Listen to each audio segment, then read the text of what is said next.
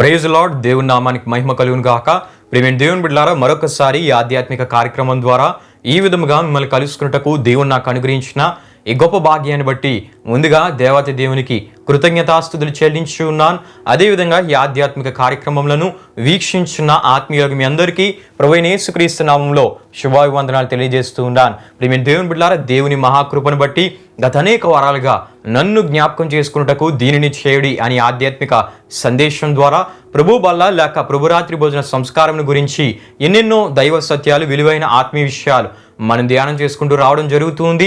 ఈ అంశ సందేశములకు సంబంధించిన మూలవాక్య సువార్త వాక్యవచనంగా లూకా సువార్త 22వ అధ్యాయం 19-20 సువార్త వాక్యవచనాలు మనం తీసుకొని ధ్యానం చేసుకుంటూ వస్తూ ఉన్నాం. ప్రియమైన దేవుని బిడ్డలారా, ఇందులో భాగంగా గత కొన్ని వారాలుగా పస్కాను ఏ రీతిగా ఆచరింపవలెను అనే విషయాల వివరణలోనికి మనము ముందుకు వెళ్తూ ప్రియమైన దేవుని బిడ్డలారా, వాటిలోని పోలికలను, వాటి ఆధ్యాత్మిక నెరవేర్పులను, అదేవిధంగా వాటిలోని దాగి ఉన్న ఆధ్యాత్మిక సంగతులను, పాత నిబంధనలోని విషయాలను తెలుసుకుంటూ అదేవిధంగా క్రొత్త నిబంధనలోని విషయాల్ని మనం తెలుసుకుంటూ ధ్యానం చేసుకుంటూ రావడం జరుగుతుంది. ప్రియమైన దేవుని బిడ్డలారా, ఈ విషయాలు మనం ధ్యానం చేసుకుంటూ ముందుకు వస్తూ ఉన్నాం. ప్రియమైన దేవుని బిడ్డలారా, ఈ వారము మరికొన్ని విషయాలు మనం ధ్యానం చేసుకుందాం రండి. ప్రియమైన దేవుని బిడ్డలారా, పస్కాను ఏ రీతిగా ఆచరింపవలెను అనే విషయాల వివరణలోనికి మనం ముందుకు వెళ్ళిపోదాం. ప్రియమైన దేవుని బిడ్డలారా, కాబట్టి ఈ దినము మీకు జ్ఞాపకార్థమైనదగును, మీరు యెహోవాకు పండుగగా దాన్ని ఆచరింపవలెను, తరతరములకు నిత్యమైన కట్టడగా దాన్ని ఆచరింపవాలని నిర్గమకాండం 12వ అధ్యాయం 14వ వచనంలో మనం చూస్తూ ఉంటాం. అయితే పస్కా దినము ఇశ్రాయేళ్ల జీవితంలో విశేషమైన దినము. మరణము పోయి జీవము, ఐగుప్తు బానిసత్వము పోయి విడుదల, ఫరో బాధ పోయి స్వతంత్రత. ఇది మరువకూడని దినము. ఇది ఇశ్రాయేళ్ల జనాంగపు చరిత్రలో జ్ఞాపకార్థమైన దినమని తప్పక మనం తెలుసుకోవాలి. అదేవిధంగా ప్రియమైన దేవుని బిడ్డలారా, క్రీస్తు రక్త మాంసంలో పాల్గొనిన ప్రతి విశ్వాసి ఈ అంతరంగ అనుభవంను కలిగి రొట్టె ద్రాక్షరసంలో పాల్గొనట ద్వారా ఆచరించాలి. ఆ ప్రకారమే భోజనమైన పిమ్మట ఆయన పాత్రను ఎత్తుకొని, ఈ పాత్ర నా రక్తం వలన క్రొత్త నిబంధన, మీరు దీనిలోనిది త్రాగునప్పుడల్లా నన్ను జ్ఞాపకం చేసుకున్నటకై దీనిని చేయడని చెప్పాను అని మనం చూస్తాం. మీరు ఈ రొట్టెని తిని ఈ పాత్రలోనిది త్రాగునప్పుడల్లా ప్రభువు వచ్చే వరకు ఆయన మరణమును ప్రచురించుదురు అని కొరింథీయులకు రాసిన మొదటి పత్రిక 11వ అధ్యాయం 23-26 వరకు రాయబడిన వాక్యవచనాల్లో మనం చూస్తూ ఉంటాం. హల్లెలూయా, హల్లెలూయా. అంటే ప్రియమైన దేవుని బిడ్డలారా, పాత నిబంధనలోని పస్కా దినము ఏ రీతిగా మరువకూడని దినమో, జ్ఞాపకార్థ దినమో, అదే రీతిగా దీని యొక్క అసలైన ఆధ్యాత్మిక నెరవేర్పు దేవుడే మానవునికి వచ్చిన యేసుక్రీస్తు ప్రభువారిలో, యేసుక్రీస్తు ప్రభువారి ద్వారా నెరవేర్చబడింది గనుక క్రీస్తుని కలిగిన ప్రతి క్రైస్తవుడు పాత నిబంధనను అనుసరించక క్రొత్త నిబంధనలోని క్రీస్తుని అనుసరిస్తూ ప్రభు బలలో లేక ప్రభురాత్రి భోజన సంస్కారంలో ప్రభు మరణమును, ప్రభువుని జ్ఞాపకం చేసుకుంటూ పాల్గొవాలి, ఆచరించాలి. అంతేకాకుండా ప్రియమైన దేవుని బిడ్డలారా, ప్రభు బలలో పాల్గొన్నప్పుడల్లా ప్రభు వచ్చే వరకు ప్రభు మరణమును ప్రచురించు ఆత్మీయతను కలిగి ఉంటూ ప్రభునందు నిరీక్షణ కలిగిన విశ్వాస జీవితమును కలిగి ముందుకు సాగిపోవాలి. హల్లెలూయా, హల్లెలూయా. అంటే ప్రియమైన దేవుని బిడ్డలారా, అక్షరార్థంగా కాక ఆధ్యాత్మికంగా పాల్గొనాలి, ఆచరించాలి. అంతేకాకుండా పాత నిబంధనలో ఉన్నట్లు కాక క్రొత్త నిబంధనలోని క్రీస్తు అనుసరించిన విధానంలో పాల్గొనాలి, ఆచరించాలి. క్రీస్తు నూతనంగా ప్రవేశపెట్టిన, చేసి చూపించిన, బోధించిన, ఆచరించమని చెప్పిన విధానంలోనే పుచ్చుకోవాలి, పాల్గొవాలి. అదేవిధంగా ప్రియమైన దేవుని బిడ్డలారా, మనం కూడా ఆచరించేవారిగా ఉండాలి. ప్రియమైన దేవుని బిడ్డలారా, ఎందుకంటే ప్రియమైన దేవుని బిడ్డలారా, ఆయనే అసలైన పస్కా బలిపశువై ఉన్నాడు. ఆయనే నిజమైన దేవుడు గనుక, అంతేకాకుండా పాపము చేయని, పాపము లేని, పాపమును ఎవరూ చూపలేని అతి పరిశుద్ధుడైన దేవుడు యేసుక్రీస్తు ప్రభువారు గనుక ఆయన విధించిన విధానంలోనే, ఆయన ఆచరించమని చెప్పిన ఆధ్యాత్మిక విధానంలోనే పాల్గొనాలి, ఆచరించాలి. ప్రియమైన దేవుని బిడ్డలారా, హల్లెలూయా, హల్లెలూయా. ఈ విషయాలు ప్రియమైన దేవుని బిడ్డలారా, కొరింథీయులకు రాసిన మొదటి పత్రిక 5వ అధ్యాయం 7-8 వచనాల ద్వారా, హెబ్రీయులకు రాసిన పత్రిక 10వ అధ్యాయం 1-25 వరకు రాయబడిన వాక్యవచనాల ద్వారా, అదేవిధంగా హెబ్రీయులకు రాసిన పత్రిక 8వ అధ్యాయం 13వ వచనం ద్వారా, అంతేవిధంగా మత్తయి సువార్త 26వ అధ్యాయం 26-31 వరకు రాయబడిన వాక్యవచనాల ద్వారా, మార్కు సువార్త 14వ అధ్యాయం 22-26 వరకు రాయబడిన వాక్యవచనాల ద్వారా, లూకా సువార్త 22వ అధ్యాయం 14-22 వరకు రాయబడిన వాక్యవచనాల ద్వారా, యోహాను సువార్త 13వ అధ్యాయం ద్వారా, అపోస్తలుల కార్యములు 2వ అధ్యాయం 42, 46, 47 వాక్య వచనాల ద్వారా, అపోస్తలుల కార్యములు 20వ అధ్యాయం 7వ వచనం ద్వారా, కొరింథీయులకు రాసిన మొదటి పత్రిక 11వ అధ్యాయం 20 నుండి 34 వరకు రాయబడిన వాక్య వచనాల ద్వారా మనకి విషయాలు తెలియజేయబడుతూ ఉంటాయి. హల్లెలూయా, హల్లెలూయా.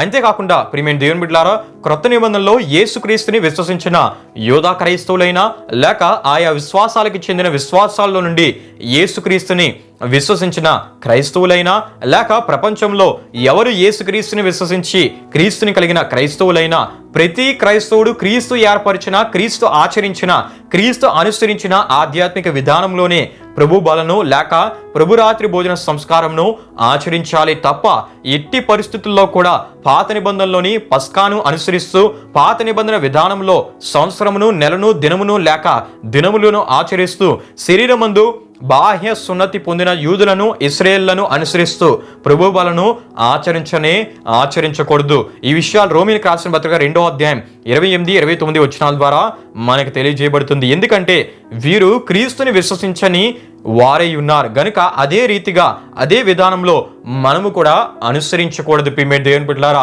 ఎందుకు ఇంత వివరంగా తెలియజేయడం జరుగుతుందంటే, ప్రియమైన దేవుని బిడ్డలారా, నేటికి కూడా కొంతమంది క్రైస్తవ సేవకులు వారి సంఘాల్లోని క్రైస్తవ విశ్వాసులకు పాత నిబంధనలోని పస్కాను అనుసరిస్తూనే ప్రభు బలను ఆచరించేవారు లేకపోలేదు గనుక ప్రియమైన దేవుని బిడ్డలారా, ప్రభు బలను లేక ప్రభురాత్రి భోజన సంస్కారమును ఆచరించే ప్రతి క్రైస్తవుడు తప్పక తెలుసుకోవాల్సిన విషయాలు ఏమై ఉన్నాయంటే, క్రొత్త నిబంధనలోని క్రీస్తు ఏర్పరిచిన, అనుసరించిన, ఆచరించమని తెలియజేసిన, బోధించిన ఆధ్యాత్మిక విధానంలోనే ప్రభు బలను లేక ప్రభురాత్రి భోజన సంస్కారమును ఆచరించాలే తప్ప ఇశ్రాయేలీయులు, యూదులు పస్కాను ఆచరించే సంవత్సరము, నెల, దినము లేక దినములు అదే విధానంలో అనుసరిస్తూ అదే దినము, అదే నెల, అదే సంవత్సరమును అనుసరిస్తూ ఒకవేళ ఆచరిస్తే, పాల్గొంటే, అదే విధానంలో చేస్తే అది క్రొత్త నిబంధన ప్రకారము, క్రీస్తు బోధల ప్రకారము వాక్య విరుద్ధమైన విధానమై ఉన్నదని తప్పక గ్రహించాలి. ప్రియమైన దేవుని బిడ్డలారా, ఈ విషయాల గురించి అపోస్తలుడైన పౌలు గారు గలతీయులు ఉన్న సంఘములకు ఈ విధంగా రాసి తెలియపరచటను మనం చూస్తూ ఉంటాం. గలతీయులకు రాసిన పత్రిక 4వ అధ్యాయం 8 నుండి 11 వరకు రాయబడిన వాక్య వచనాల్లో అపోస్తలుడైన పౌలు గారు ఈ విధంగా రాసి తెలియపరచటను మనం చూస్తూ ఉంటాం. ఏ విధంగా అంటే, ఆ కాలమందైతే మీరు దేవుణ్ణి ఎరుగని వారై నిజమునకు దేవుళ్ళు కాని వారికి దాసులై ఉంటారు కానీ, ఇప్పుడు మీరు దేవుణ్ణి ఎరిగిన వారును మరి విశేషంగా దేవునిచే ఎరుగబడిన వారినై ఉన్నారు గనుక బలహీనమైనవియు నిష్ప్రయోజనమైనవైన మూలపాఠముల తట్టు మరలా తిరుగునేలా మునిపటి వలె మరలా వాటికి దాసులై ఉండగోరనేలా మీరు దినములను, మాసములను, ఉత్సవ కాలములను, సంవత్సరములను ఆచరించుచున్నారు.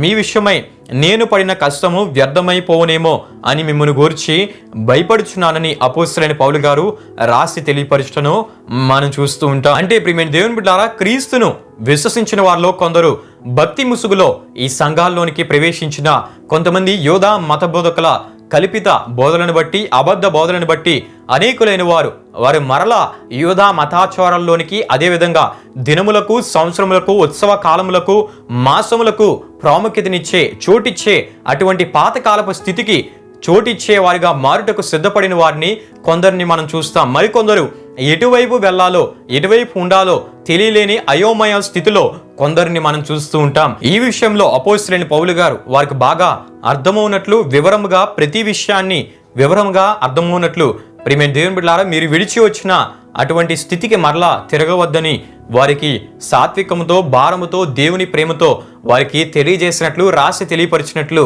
మనం చూస్తూ ఉంటాం. ప్రియమైన దేవుని బిడ్డలారా, హల్లెలూయా, హల్లెలూయా. గనుక ప్రియమైన దేవుని బిడ్డలారా, ప్రభు బలను ఆచరించు క్రీస్తుని కలిగిన క్రైస్తవులు క్రొత్త నిబంధనలోని క్రీస్తు ఏర్పరిచిన విధానంలోనే ప్రభు బలను లేక ప్రభురాత్రి భోజన సంస్కారమును ఆచరించే వారిగా ఉండాలి. అదేవిధంగా పాత నిబంధనలోని ఇశ్రాయేలీయులు అనుసరించినట్లు అక్షరార్థంగా కాక ఆత్మీయ కోణంలో యేసుక్రీస్తు ప్రభువారు అనుసరించిన విధానంలో, యేసుక్రీస్తు ప్రభువారు ఏర్పరిచిన విధానంలో, అదేవిధంగా శిష్యులు ఆచరించిన విధానంలో, అదేవిధంగా ఆది సంఘము పౌలు గారితో సహా ఆచరించిన విధానంలో, ప్రభు ఏర్పరిచిన విధానంలో, ప్రభు బోధల ప్రకారంగానే ప్రభు బలలో లేక ప్రభురాత్రి భోజన సంస్కారంలో పాల్గొవాలి. ఇటువంటి ఆత్మీయతను కలిగి ఇటువంటి విధానంలో పాల్గొన్నప్పుడే యేసు ప్రభువారి మాటల ప్రకారంగా మనం చేసినట్లు. యేసు ప్రభువారి మాటల ప్రకారంగా చేయవారు యేసు ఉండు స్థలంలో ఆయనతో ఉండే స్థితిని పొందగలరు. ప్రియమైన దేవుని బిడ్డలారా, గనుక ఈ వారం ఎన్నో విషయాలు మనం తెలుసుకోవడం జరిగింది. గనుక ఈ విషయాలు మీరు వీక్షించండి, పూర్తిగా వీక్షించండి. మీరు వీక్షించడమే కాకుండా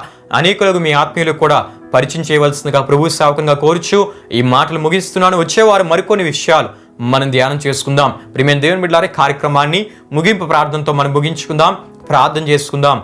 మహిమా స్వరూపైన మా ప్రభువా, జీవాధిపతి అయిన యేసయ్య, నీ ఘనమైన నామమునకు మహిమ ఘనత ప్రభావములు చెల్లిస్తున్నాం తండ్రి.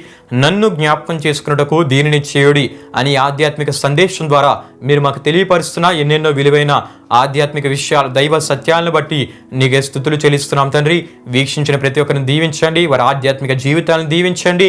వారు వీక్షించడమే కాకుండా అనేకులకు పరిచయం చేస్తూ నీ చిత్తంలో వాడబడుటకు మీరు సహాయం చేయమని దేవ, ఈ వారం ఎన్నో విలువైన విషయాలు మేము ధ్యానం చేయడం జరిగింది. వచ్చే వారు మరికొన్ని విషయాలు ధ్యానం చేస్తుండగా నీ ఆత్మ సహాయాన్ని, నీ ఆత్మ జ్ఞానాన్ని మీరు మాకు అనుగ్రహించి నడిపించి ఈ అంశ సందేశాల ద్వారా కేవలం నీ నామానికే మహిమ ఘనత ప్రభావములు తెచ్చుకోమని యేసు పరిశుద్ధ నామంలో అడిగి వేడుకుంటున్నాము తండ్రి. ఆమెన్. యేసు రక్తమే జయం, ప్రవేశ రక్తమే జయం, ప్రవేశ రక్తం సంపూర్ణమైనది. అపవాది క్రియలకంత నాశనం కలుగునుగాక. ఆమెన్. ప్రభు మిమ్మును మీ కుటుంబములను నూరంతలుగా ఆశీర్వదించునుగాక. ఆమెన్.